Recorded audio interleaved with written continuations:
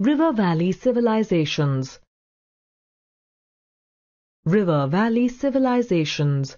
During the Bronze Age, areas around the Indus Valley in the Indian subcontinent, the Nile Valley in Egypt, the valleys of Tigris and Euphrates in Mesopotamia, and Huanghe in China became centers of civilizations. Why did civilizations develop on river banks? The earliest civilizations developed on river banks as there was enough water to support large settlements. Crops grew in plenty in the fertile lands. The rivers also helped in transporting goods from one place to another. The increased trade helped in the growth of towns and cities. The Mesopotamian civilization. Mesopotamia is a broad, fertile valley between the rivers Tigris and Euphrates in West Asia. The earliest and most advanced culture that flourished in this valley is the Sumerian civilization. Sumer. On the northeastern side of Sumer were regions called Babylonia and Akkad, and the highlands in the north were called Assyria. Around 3500 BCE, the Sumerians developed the world's first civilization, which flourished for 1500 years. The Babylonian and then Assyrian civilizations grew here in their place. Sumerian Cities. The discovery of the Sumerian city of Ur showed us how the people of Mesopotamia lived. The city was divided in three parts: the sacred area, the walled city on a mound, and the outer town.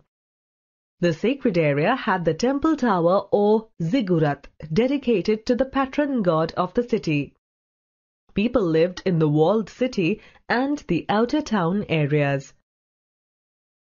Life in Mesopotamia. The main occupation of the Mesopotamians was agriculture. They invented the ox-drawn plough to increase the agricultural yield. They also made the wheeled wagon to transport goods. They are considered to be the first to have cultivated wheat. They had flourishing trade and commerce with the Mediterranean countries, Egypt and also India. Their art and architecture was well advanced. The Hanging Gardens of Babylon is one of the 7 wonders of the ancient world. Achievements of the Mesopotamian civilization. The Mesopotamians invented and developed a system of writing known as cuneiform. They wrote from right to left with a stylus. The Mesopotamians were skilled mathematicians. They counted in tens and sixties. Hammurabi, the king of Babylon, compiled a code of law dealing with every aspect of life. This code of law is one of the oldest legal codes known to humans. The Egyptian civilization. The ancient Egyptian civilization developed in the valley of the river Nile. The Greek historian Herodotus called Egypt the gift of Nile, as the river would flood each year and leave fertile soil behind. The kingdoms of Egypt. The history of ancient Egypt is divided into 3 periods. The Old Kingdom, approximately 3000 BCE to 2000 BCE. The Middle Kingdom, approximately 2000 BCE to 1700 BCE. The New Kingdom, approximately 1600 BCE to 1100 BCE. From the earliest times, Egypt was divided into 2 parts: Lower Egypt and Upper Egypt. About 3200 BCE, these were united and ruled by pharaohs. This brilliant civilization lasted till the last pharaoh, Cleopatra, died in 30 BCE. Occupation. The chief occupation of Egyptians was agriculture, which yielded rich harvests. They also built elaborate networks of canals, dams, and dikes. They also used the Nile to carry on trade with neighboring countries. The pyramids. The ancient Egyptians believed in life after death. They made splendid tombs and filled it with everything needed for the dead to have a better afterlife. This inspired them to make giant pyramids and tombs, which are architectural wonders even today. The Great Pyramids at Giza are one of the 7 wonders of the world. Egyptian achievements. The Egyptians developed a form of writing called hieroglyphic script, sacred writing, and made paper from papyrus, a water reed. Besides making the world's first solar calendar, they were the first to make an instrument to observe the movement of the stars. The Egyptians had a highly advanced system of mathematics and also invented the water clock to read the time at night. The highly preserved mummies show us the advanced knowledge of medicine and human anatomy the Egyptians had. The Chinese civilization. In the valleys of the rivers Huanghe and Yangtze-Kiang in China grew a wonderful and distinct civilization 4,500 years ago. Fertile soil, temperate climate, and natural waterways connecting various parts of this huge country provided ideal conditions for the growth of this civilization. The first known dynasty in China was the Shang dynasty. It was followed by many dynasties. In society, the position of the emperor was the highest, followed by the nobles, merchants, craftspeople, farmers, and slaves. Religion. Initially, the Chinese worshipped the forces of nature. Later, they became followers of Confucianism, Taoism, and Buddhism. Confucianism was a religious movement named after its Chinese founder Confucius. Occupation. The chief occupation was agriculture. They were the first to cultivate tea. They were also the first to make silk cloth. The Chinese developed the art of making porcelain from a special type of clay. They also created beautiful woodwork inlaid with ivory. Trade in silk, chinaware, tea, and paper was carried out with Japan, India, Egypt, and Mesopotamia. Script. The Chinese developed a script which is a form of picture writing. Each picture represents an idea. Contributions of the Chinese. The Great Wall of China is an example of the brilliance of Chinese architecture. The Chinese were the first to make paper, after which they developed the art of block printing. By 9th century CE, they were printing books. They invented the gunpowder, the mariner's compass, the watermill, the wheelbarrow, umbrella, and kites. The first seismograph was made by the Chinese. The Greek civilization. The first Greek civilization flourished in the island of Crete between 3000 BCE and 1400 BCE. It was known as the Minoan civilization. By 1400 BCE, the Minoans were attacked and defeated by the Mycenaeans, who lived on the mainland of Greece. After some years, the Mycenaean civilization also came to an end.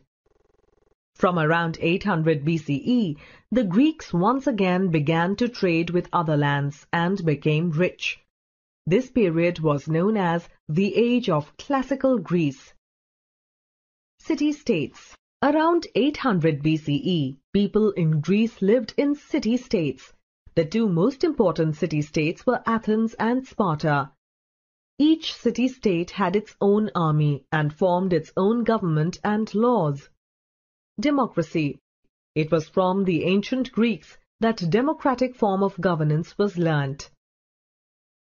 Life in ancient Greece. The society was patriarchal. Women stayed at home and worked while men went out to work. In rich households, women had servants and slaves to work for them. Agriculture was the main occupation of the people.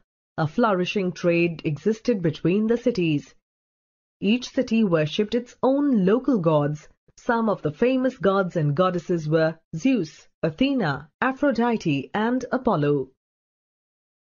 The Olympic Games. Many festivals were celebrated in honor of the gods, and one of the most important was the festival for Zeus.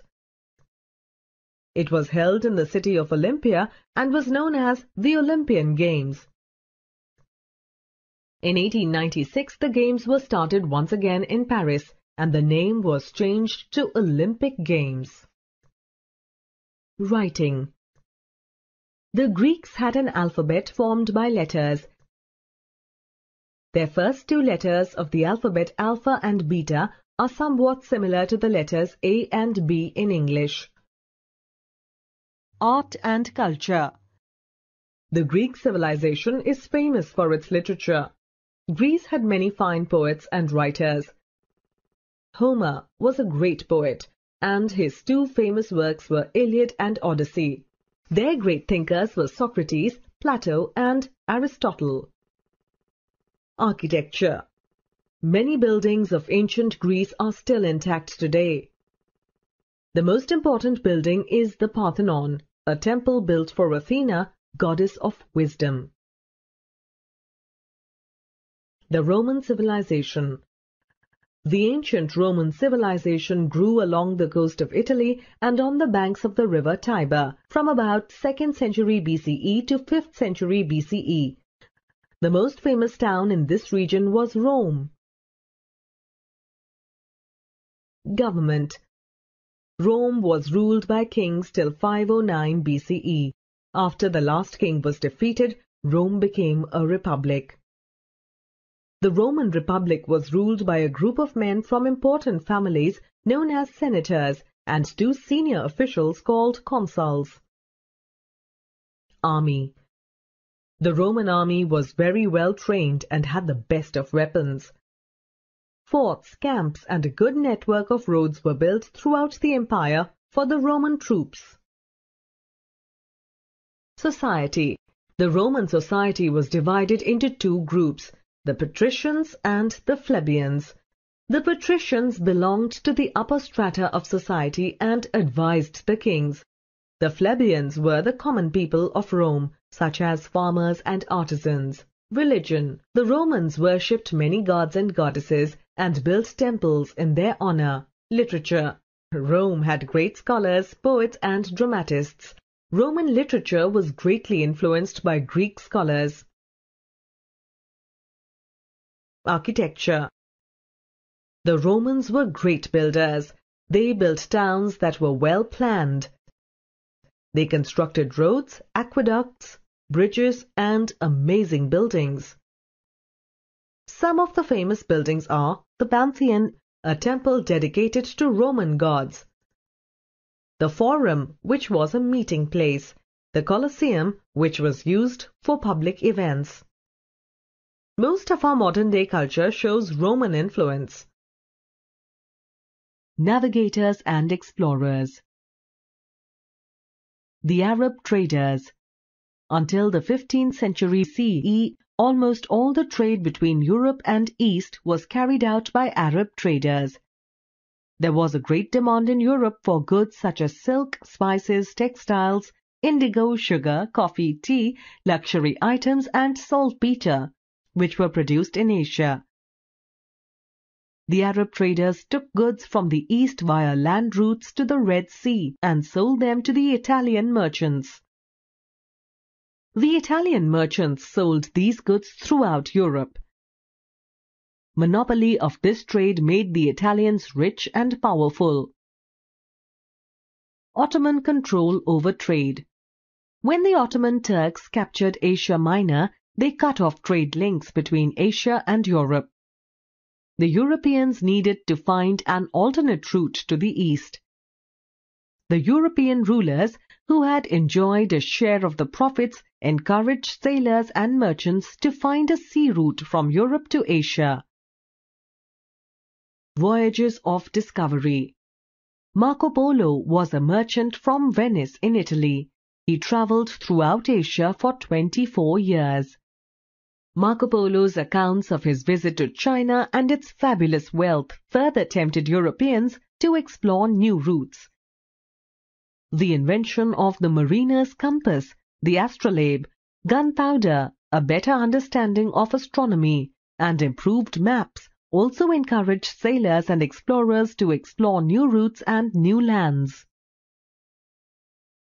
Henry the Navigator. Portugal was the first European country to discover a new sea route to India and the Far East. In the 15th century CE, Henry the Navigator, a Portuguese prince, sent several well-planned expeditions to explore the west coast of Africa. He made maps based on the results of these explorations. Bartholomew Diaz. In 1487 CE, Bartholomew Diaz, a Portuguese sailor, reached the southern tip of the African continent and named it Cape of Good Hope. Diaz had to return to Portugal because his sailors refused to go further as they were tired of the journey. Vasco da Gama. Vasco da Gama was the first European to find a sea route to India. In 1497 CE, Vasco da Gama sailed round the Cape of Good Hope. He crossed the Indian Ocean and reached Calicut on the west coast of India in 1498 CE. He returned to Portugal with a cargo of Indian spices. Vasco da Gama's discovery of a route to India helped establish trade relations between India and Europe. The Italian monopoly of trade with the East was broken. Vasco da Gama died in Kochi in 1524 when he was on his third visit to India. Christopher Columbus. Christopher Columbus, an Italian sailor living in Spain, set sail in 1492 CE with the help of the King and Queen of Spain. After sailing westwards across the Atlantic Ocean for 2 months, his ship touched land. It was one of the Caribbean islands. He thought the islands were near the coast of Asia. Christopher Columbus undertook 3 more voyages and discovered several islands in the Caribbean Sea and the coast of Venezuela. Christopher Columbus called the islands he discovered the Indies. Till his death, it was believed that he had found a new route to the east. He had actually discovered America, a new continent. Ferdinand Magellan. Further voyages of other explorers and adventurers made it clear that a continent lay between them and the westward sea route to China. In 1519 CE, Ferdinand Magellan, a Portuguese sailor, sailed around the southern tip of the American continent across the Pacific Ocean to the Philippine Islands. Missionaries. Missionaries often accompanied explorers to convert the people of the newly discovered lands to Christianity. Francis Xavier sailed to India and converted people in Goa and Kerala to Christianity. Importance of the voyages of discovery. Thus, these pioneering explorers enriched people's knowledge of geography and other cultures. They brought revolutionary economic changes in Europe and started the process which led to the colonization of Asia, Africa, and Latin America.